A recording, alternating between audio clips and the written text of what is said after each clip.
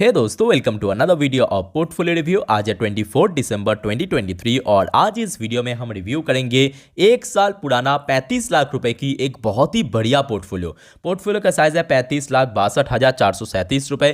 Presently portfolio का valuation बढ़ते बढ़ते 43,77,520 रुपए तक पहुंच चुका है और एक साल पे मेरे अकॉर्डिंग बहुत बढ़िया डिसेंट टाइप के इनको रिटर्न मिला है, क्योंकि अक्सर हमने देखा कि ये जो 20-22% के रिटर्न मिलते मिलते लोगों को कभी कभी 2 साल 3 साल 4-5 साल भी बीत जाते हैं उल्टा सीधा शेयर में इन्वेस्ट करने के कारण। बट मैडम ने यहाँ पे बहुत ही बढ़िया से पोर्टफोलियो को एलोकेट किया, उसके साथ साथ बहुत बढ़िया से डाइवर्सिफिकेशन किया, जिसके कारण एक बहुत बढ़िया डिसेंट इनको रिटर्न मिला 22.88% के आसपास। अमाउंट वाइज बात करें 8,15,083 रुपए की प्रॉफिट इनको मिला है लास्ट एक साल से।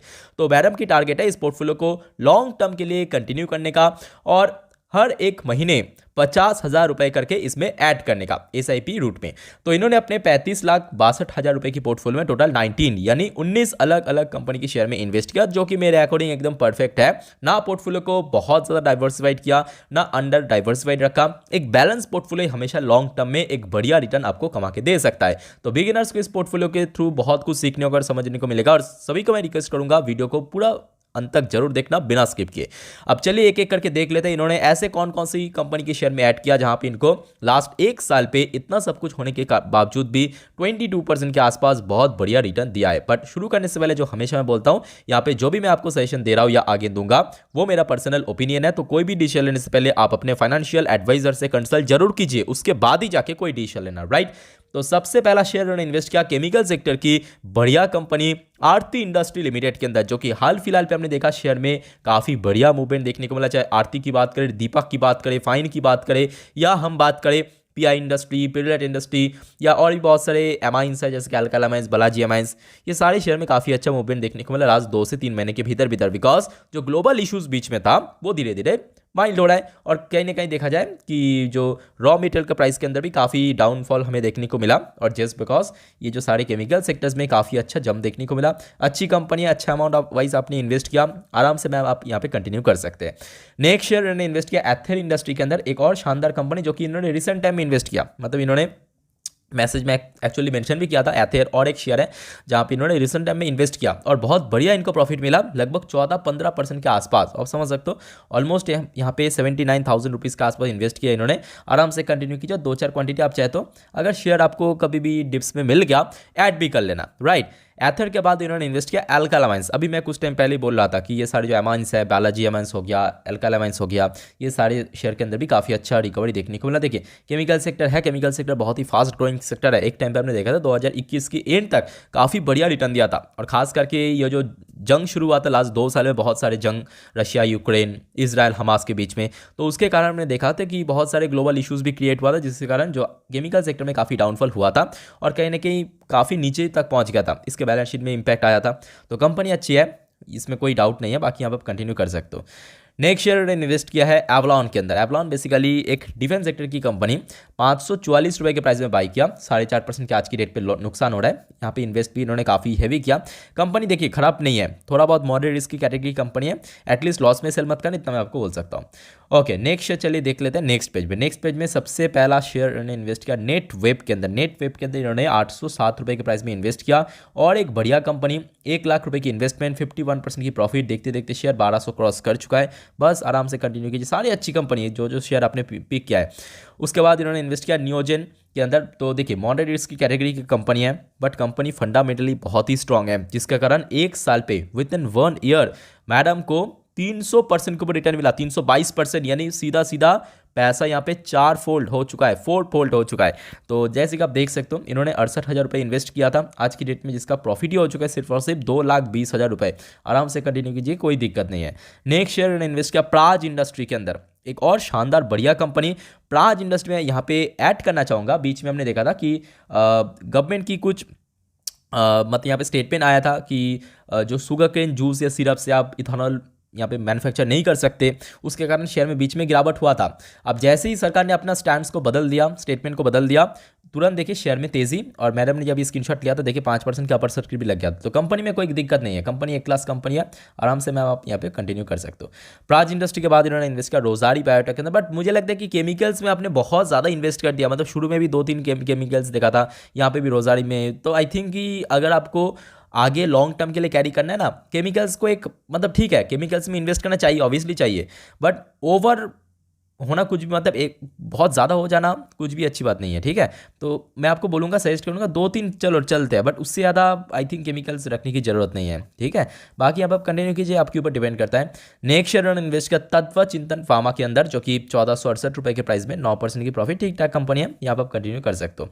नेक्स्ट शेयर उन्होंने इन्वेस्ट किया विष्णु के अंदर 323 रुपये के प्राइस में, थोड़ा मॉडरेट रिस्क की कैटेगरी की कंपनी है, ठीक है। 4-4.5% की प्रॉफिट। इमीडिएटली मैं बोलूँगा यहाँ पे इन्वेस्ट करने की जरूरत नहीं है, बाकी आप कंटिन्यू कीजिए।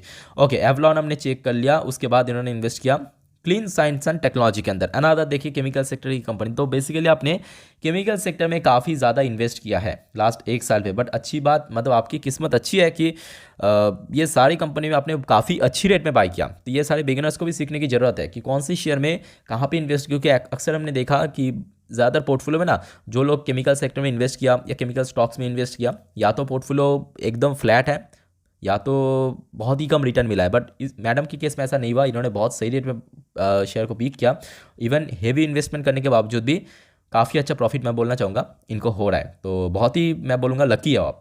तो क्लीन साइंस एंड टेक्नोलॉजी के बाद इन्होंने इन्वेस्ट किया इजी माई ट्रिप के अंदर, एक और शानदार कंपनी, बट हाँ वही मॉडरेट रिस्क की कैटेगरी की अच्छी company easy my trip, but हाँ बहुत ही ग्रोथ सेक्टर के ऊपर कंपनी काम करते हैं, टूरिज्म सेक्टर, जो कि मैं समझता हूँ कि फ्यूचर के लिए काफ़ी फायदेमंद हो सकता है। बाकी यहाँ पर कंटिन्यू कीजिए, 2-4 क्वांटिटी ऐड कर लेना, शेयर तभी काफ़ी नीचे पहुँच चुका है, राइट। नेक्स्ट शेयर उन्होंने फिर से इन्वेस्ट किया फ्लोरो केमिकल्स के अंदर, आप समझ सकते हो, फिर से केमिकल्स में इन्वेस्ट किया 2,66,000। तो देखिए स्टिल प्रॉफिट तो हो रहा है, बट मुझे लगता है कि केमिकल सेक्टर में ओवर डाइवर्सिफिकेशन हो चुका है। मतलब केमिकल सेक्टर में यहाँ पे स्पेशली अगर हम बात करें, इसमें नुकसान क्या होगा, देखिए केमिकल सेक्टर चलो ठीक है अच्छी सेक्टर है, बट सपोज अगर किस दिन केमिकल सेक्टर में कुछ भी, देखिए न्यूज़ तो आता जाता रहता है, खराब न्यूज़ कभी अच्छा न्यूज़, बट केमिकल सेक्टर के ऊपर बेस्ड करके कोई खराब न्यूज़ आ गया, आपकी पोर्टफोलियो का ना धज्जियां उड़ जाएगा एक एक दिन में। अगर मार्केट गिरा भी नहीं तो भी धज्जियां उड़ जाएगा, ठीक है। तो जिस वजह से मैं बोलूँगा कि पोर्टफोलियो को बैलेंस बनाना जरूरी है। तो आप ये खुद डिसाइड कीजिए, केमिकल्स में 2-3 से मैक्सिमम तो होना नहीं चाहिए आपकी पोर्टफोलियो के अंदर, ठीक है। नेक्स्ट शेयर इन्होंने इन्वेस्ट किया एक और मैं बोलूँगा मॉडरेट रिस्क की कैटेगरी की कंपनी है, ठीक है। तो यहाँ पे आप कंटिन्यू कीजिए, कोई दिक्कत नहीं है, बट इमीडिएटली यहाँ पे वेटेज मत बढ़ाना। Next share happiest mind IT sector की छोटे लेवल की कंपनी है, कंपनी खराब नहीं है। तो बहुत टाइम बाद मैंने आईटी सेक्टर देखा मैंने आपकी पोर्टफोलियो में, तो कंपनी ठीक ठाक है, अभी रिकवरी हो रहा है, आराम से कंटिन्यू कीजिए। नेक्स्ट शेयर ने इन्वेस्ट किया आईक्यू के अंदर, बहुत पुराना लिस्टेड नहीं है, हाल फिलहाल पे बाजार में लिस्ट हुआ था, कंपनी ठीक ठाक है, बट वही मॉडरेट रिस्क की कैटेगरी कंपनी। आपकी पोर्टफोलियो ना मैं ब्लू चिप शेयर की कुछ मिसिंग देख रहा हूँ अभी तक। जो शेयर हमने देखा रिव्यू किया, यहाँ पे कुछ प्रॉपरली वो जो ब्लू चिप शेयर मतलब एकदम जिसे कोर पोर्टफोलियो स्टॉक हमेशा मैं बोलता हूँ ना, उस टाइप की शेयर की कुछ कमी है। तो इससे नुकसान क्या होगा कि आज नहीं तो कल देखिए मार्केट में गिरावट तो होगा ही, ऊपर जाएगा नीचे गिरेगा, बट जब गिरेगा ना एकदम मुंह के बल गिरेगा, क्योंकि जब गिरावट के समय मिड कैप स्मॉल कैप इस टाइप की सेक्टर में सबसे ज़्यादा गिरावट होता है। तो कोशिश कीजिए कि आगे कुछ अच्छे फंडामेंटली कोर पोर्टफोलियो जिसे हम बोलते हैं उस टाइप की कंपनी में इन्वेस्ट। बाकी लैटिन व्यू भी अच्छी कंपनी है, आईटी की कंपनी, अभी फिलहाल शेयर में काफ़ी अच्छा रिकवरी देखने को मिला, तो यहाँ पे आप कंटिन्यू कर सकते हो। नेक्स्ट शेयर एलटीटीएस, ये अच्छी कंपनी है, फिर भी मैं बोलूँगा थोड़ा सा बड़े किस्म की कंपनी है, मतलब एकदम बहुत बड़ा ब्लू चिप शेयर नहीं बोल सकते, बट कंपनी वाइज बात करें अच्छी कंपनी है। और ऑब्वियसली कंपनी आज की डेट में ऑटोमेशन के ऊपर भी काम कर रहा है, तो काफ़ी फास्ट ग्रोइंग सेक्टर है, 52% की प्रॉफिट, आराम से कंटिन्यू कीजिए। नबीन फ्लूडिन अनादर केमिकल सेक्टर की कंपनी, ओ हो मैडम ने लगता है कि पूरा केमिकल सेक्टर की वो जो सेक्टर वाइज जितने भी शेयर मिला ना, इन्होंने सारे पैसे उठा के डाल दिया। और कोई छोटा मोटा इन्वेस्टमेंट नहीं है, ऐसा ही नहीं कि छोटा मोटा इन्वेस्टमेंट किया अलग अलग, ऐसा नहीं है, कहीं पे 3.5 लाख, कभी 2 लाख, कभी 2.5 लाख इन्वेस्ट किया है, ठीक है। तो बाकी देखिए आपके ऊपर डिपेंड करता है, मैं तो बस मेरा जो सजेशन है आपको वही देने की प्रयास कर रहा हूँ, मेरा जो बेस्ट लगता है। तो केमिकल सेक्टर में इन्वेस्ट करना चलो सही है, बट 2 से 3 से अधिक होना ही नहीं चाहिए। एनीवे, तो ये हो गया मैडम की पोर्टफोलियो। तो ये 19 शेयर में इन्वेस्ट किया, मैं अगर गलत नहीं हूँ तो 19 में तो मुझे यहाँ पे 7-8 केमिकल्स ही दिख रहे हैं। एक बार काउंट कर लेता हूँ, आरती इंडस्ट्री हो गया, एल्केलामेंस हो गया 2, इधर इन्होंने रोजारी बायोटेक 3 हो गया, उसके बाद क्लीन साइंस 4 हो गया, फ्लूरोकेम यहाँ पे 5 हो गया, उसके बाद यहाँ पे नवीन फ्लूडिन 6 हो गया। अच्छा, टोटल यहाँ पे 6 में इन्वेस्ट किया इन्होंने, मतलब 19 में 6 शेयर ही 6-7 शेयर ही टोटल केमिकल्स में इन्वेस्ट किया। तो ठीक है, अब देखिए कोशिश कीजिए कि आगे 6 नहीं टोटल 3 को रखिए, ठीक है। वो चुनाव आपकी ऊपर है, कौन सी शेयर को आप रखेंगे, कौन से शेयर को कट करेंगे, बट मेरे सजेशन के अकॉर्डिंग 6 शेयर काफ़ी अधिक हो चुका है आपकी पोर्टफोलियो के साइज़ के अकॉर्डिंग, ठीक है। और वेटेज वाइज भी केमिकल सेक्टर पर आपने ज़्यादा इन्वेस्ट किया, क्योंकि देखिए अगर आप नॉर्मल सिचुएशन को भी समझेंगे ना, तो हमेशा मैं बार बार बोलता हूँ कि प्रेजेंट सिचुएशन को बेस करके आपको चलना चाहिए। जैसे कि आज की गवर्नमेंट की जो पॉलिसीज़ है उसको अगर आप ऑब्जर्व करेंगे, तो जो गवर्नमेंट की पॉलिसी है ना, बेसिकली आपको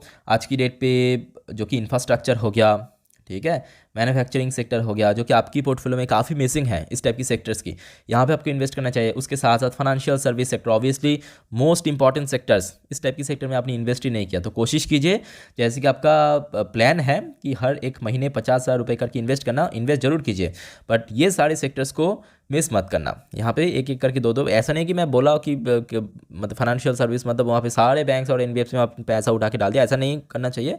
2 से 3 इनफ है, ठीक है। सेम चीज़ इंफ्रास्ट्रक्चर के अंदर भी, सेम चीज़ मैन्युफैक्चरिंग सेक्टर के अंदर भी आपको करना चाहिए। बाकी देखिए पोर्टफोलियो ठीक है, मतलब देखिए आपने जो शेयर में इन्वेस्ट किया गलत नहीं है, सारी अच्छी कंपनी है, मैं ये भी मानता हूँ, बट कुछ कुछ जगह पे मुझे लगता है कि एक्सट्रीम हो चुका है, मतलब केमिकल सेक्टर में जैसे काफ़ी एक्सट्रीम हो चुका है। बाकी चलो ठीक ठाक है शेयर में, ठीक है।